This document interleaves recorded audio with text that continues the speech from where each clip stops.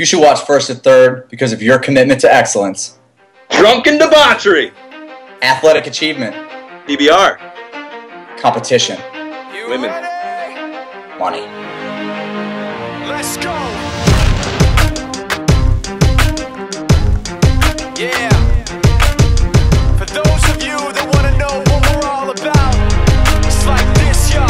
This is 10% luck, 20% skill, 15% concentrated power of will, 5% pleasure, 50% pain, and 100% reason to remember the name.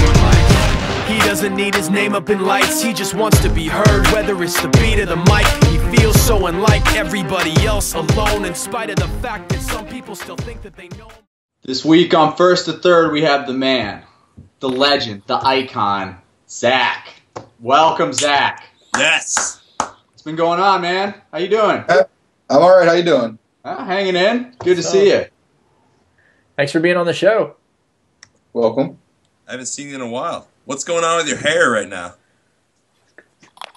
Throwing it out a little bit. Nice. Wow.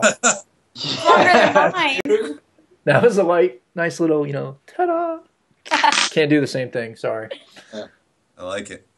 So, Oh, wow. Zach, obviously you're a big fan of the podcast, and we're very thankful for that, and we're glad to have you on. But I think we're going to start with a basic question that we ask all of our guests. How did you get into kickball? I was working for a company that started advertising in the Wall Street Journal. The day that they started advertising, they handed out free newspapers to everybody, and it had an article about what was going on in kickball concerning, at the time it was I think it was DC Kickball, and the lawsuit going back and forth with them and Waka.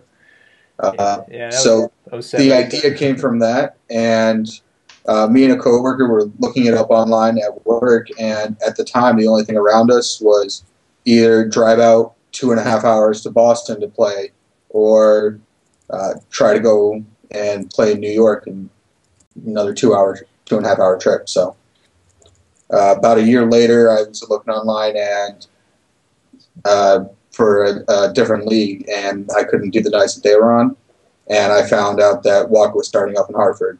Very cool. So, yeah, you're a recent Arizona resident, correct?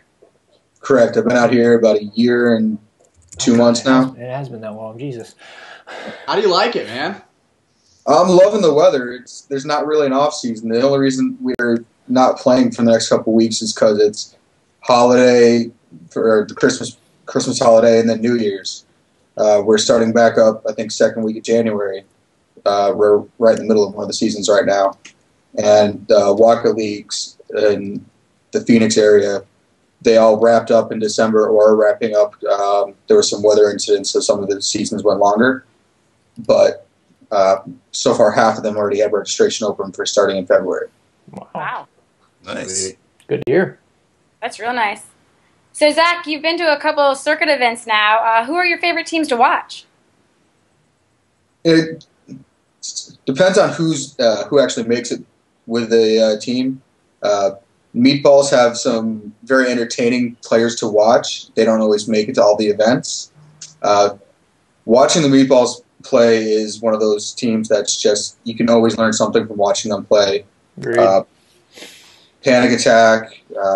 I've liked watching how from South Florida, when we first saw New York Shirehammers, how they've progressed over the season, over the year. Just like watching, getting a chance to watch new teams. First time I saw Fully Loaded play was in Vegas this year, and kind of seeing how different teams can progress over the course of the year. Nice job, man. Very cool. Hey, Zach, I got to tell you, I feel uncomfortable talking to you while you're Any way you could pop that off? Pop what off? Your shirt. You really not. All right. I'm just telling you, I feel uncomfortable with it on. But anyway, so tell us about the recent games in Waka AZ Fire, about the league play, and how does the bar scene compare out there to the other cities you've been to? So the league play just wrapped up this past week. The season was pushed back pretty much in Phoenix, anytime there's any rain, the city doesn't want their fields getting torn up, so they'll cancel games on the slightest threat of rain. Yeah. So we were supposed to wrap up, I think, 2 weeks ago. We just finally wrapped up. Wow. The games we just had this past week were the semifinals and finals, and with Fire, what was once the strong competitive league, it is now, it's kind of almost died off a little bit. There's still the competitive teams around, but there's not 4, 5, 6 teams that can threaten. There's really one or two. There's really 2 teams that are going to win every game, and then there's a couple teams that can hang in there and will beat up on some of the weaker teams. But when they face a real challenge, game doesn't go their way. Zach, you didn't tell me about the bar scene at all. It's because you're frozen. Bar scene is not quite what it was in Hartford. When teams don't necessarily come out as much, the teams that do come out generally do a good job of getting things done for the social scene. But you'll see it's from what my experience, instead of it being 10 people from 5, 6, 7, 8 teams, it's 10 people from 2 or 3 teams and a couple else scattered in here. See, I'm surprised to hear that because from what I've seen of Whiskey Richard, these are a very aggressive bar team. Extremely. Well, social team of the year in the circuit last year. Yeah. Well, like I said, there's 2 or 3 teams bringing out 10 people to the bar. Whiskey Richards is one of those teams.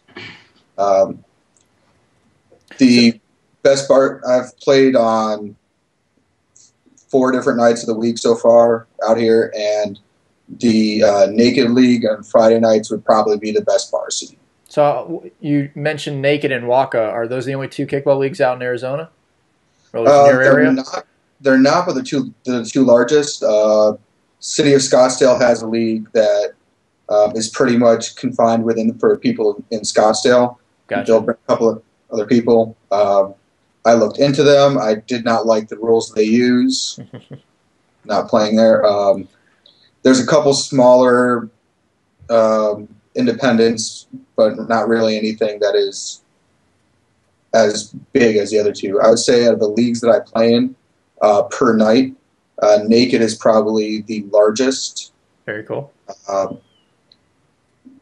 Since I've been there, they are going between, at the low point in the summer seasons where it starts getting hot and people don't want to play, it got down to about 10 teams. But it's ranging from 12 to 16 teams on a Friday night. Wow. That's funny. In a lot of different cities, like Friday nights are huge for some cities, and then others, like you wouldn't see anybody out on Friday night. Dude, Friday nights are brutal in New York. Like, nobody wants to play kickball on Friday night. Same in D.C. Everybody's like, yeah, no, thank you. Yeah, not into it at all.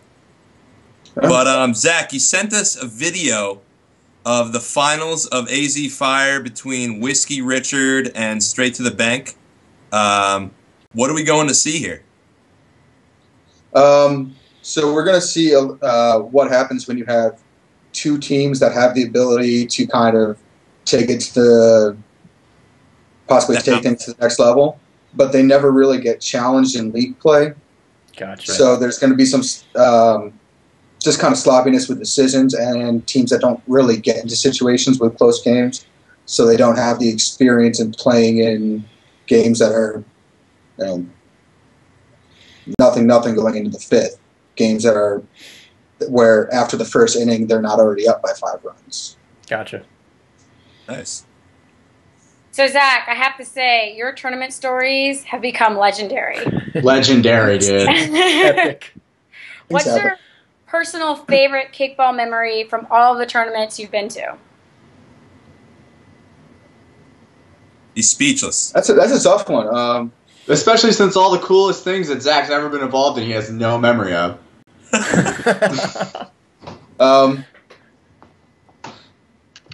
do got to say, just I guess it's probably not really tournament related, but one of the best kickball related weekends I've had traveling. A couple of years ago, I went down to South Florida and hung out with people when they had a Bar Olympics. Nice. And that was just one of the most fun kickball-related weekends I've had while traveling. Didn't you buy the plane ticket like a week before? I did, yes. Just Beans Awesome. sent me. Just Beans called me up and said, "Need somebody else for our beer Olympics team." So you bought a plane ticket. Friggin' Wow, flying in ringers. Ringer. And pretty much I competed in 3 events, and when I say competed, I was a person sitting on in the dunk tank to get dunked, and then everybody in the team had to participate in flip cup, and then played in beer pong because we had to go into the third set of people. We ended up winning the beer pong, and it was the first game of beer pong I've won in maybe at least since high school, college. So It's the 80s. Legendary. Now, Zach, if I'm not mistaken, didn't you win the Hype Cup this year? Adrock, where's the fucking Hype Cup? Dude, I thought it was in rehab, but I'm starting to think it's fled the country to Mexico. I don't know where the hell it went. It disappeared actually in Fort Lauderdale about a year and a half ago. Not this past, actually more than a year and a half ago now. 2 Florida tournaments ago. Florida of 2010. It was in Warley's apartment for a while, Warley from the Meatballs, but apparently he doesn't remember what he did with it. I don't know how you misplace a 4-foot trophy. But he did. It's somewhere out there. Someone knows where it is. It's missing. I'm going to make flyers this year. I think we need a replacement Hype Cup. I think so as well.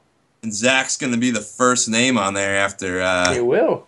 Las Vegas. That would be a great sponsorship opportunity. I'm just saying, if we had the Mike's Hard Lemonade Hype Cup, just saying. That would be pretty sick. That would be awesome. You got to understand what the Hype Cup is, though. Adrock, actually, why don't you tell the viewers what the Hype Cup is?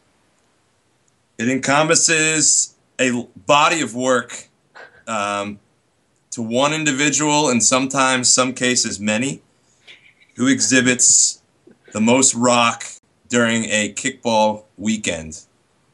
I'm not going to put rules out there because I'm not allowed to talk about it on the air, but if you've been to these tournaments, you know what it takes. And if you're on the plaque, I mean, the things I've seen to try and win the thing. Did you just put on chapstick? It's actually lip gloss. Thank you very much. So I think that champions, right Hype Cup champions have exhibited depraved indifference to their own well-being. Yeah. Right.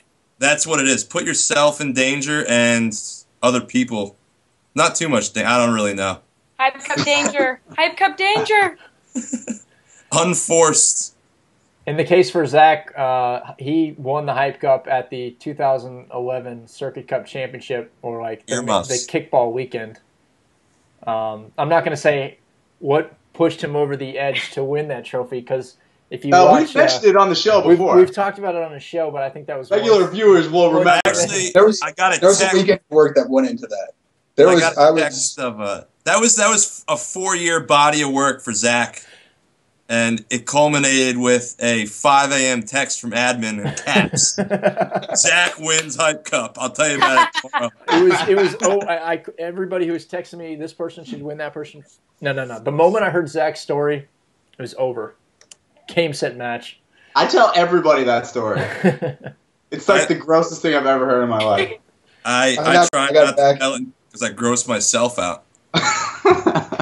When I got back, I had people coming up to me. You shouldn't really do that. I'm like, yeah, I did. Nobody believes it. Why? Because somebody said I wouldn't do it. Hype. Now you know how to get them. That's it. That's it right there. You want to win the Hype Cup, just do something that somebody said you wouldn't do. Hang out with Zach and do it better. So, Zach, we'll see you in South Florida, right? Yep. Team or no team, ready to hype it up? I'll be out there. I might have to end up catching a red eye like last year, so I might be getting off the plane and coming straight to the field again, but that's we'll see what tough happens. With you guys coming from the West Coast, isn't it?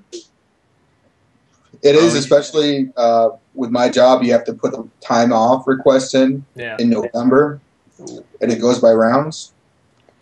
First week, you have to put in for an entire week off. Second round of bidding, that weekend, with the Thursday and Friday, was already taken up. Admin, you got to get your schedule out by November next year. The schedule will be out, and like I said last episode, the first 6 events have been announced. If you missed last week's episode, episode 32, I think, check it out. Fort Lauderdale, Los Angeles, Austin, Texas, Albuquerque, New Mexico, Jacksonville, Florida, St. Louis. We now announced Harrisburg, Pennsylvania, and Atlanta, Georgia. So as you can tell, between February and June of next year, there's going to be quite a bit of opportunities for you to go to a circuit event to qualify for the Cup, which is going to be in New Orleans in November. Zach, get that I've got request put in now. I've got that request covered already. That's going to be buddy. 4 or 5 days of craziness in New Orleans, so it'll be a good time. Oh, looks like we lost Ad-Rock, but just want to thank you for your time. I appreciate you coming on the show. It's nice to meet you. Thanks for being here. Thanks for having me. All right, Zach. See you in Florida, man. See you. Bye, Zach. I just want to take a moment to thank Complete Discovery Source. They're a huge supporter of the circuit and of the national tour. They are the Circuit Cup Championship sponsor. They're a full-service provider of electronic discovery services. They have compiled a team from around the world, top-notch project managers, engineers, developers, and consultants to work with you, the clients. If you're interested, by all means, check them out, cdslegal.com. They are committed to helping you through the discovery process. So, again, cdslegal.com. Check them out. Hey, support companies that support kickball. Definitely. There you go, buddy. Definitely.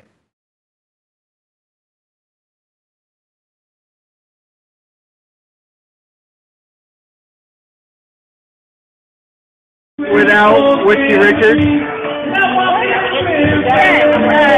only say something so we don't post on the bar like we did when we were here before. So you missed Whiskey Richards playing in your league?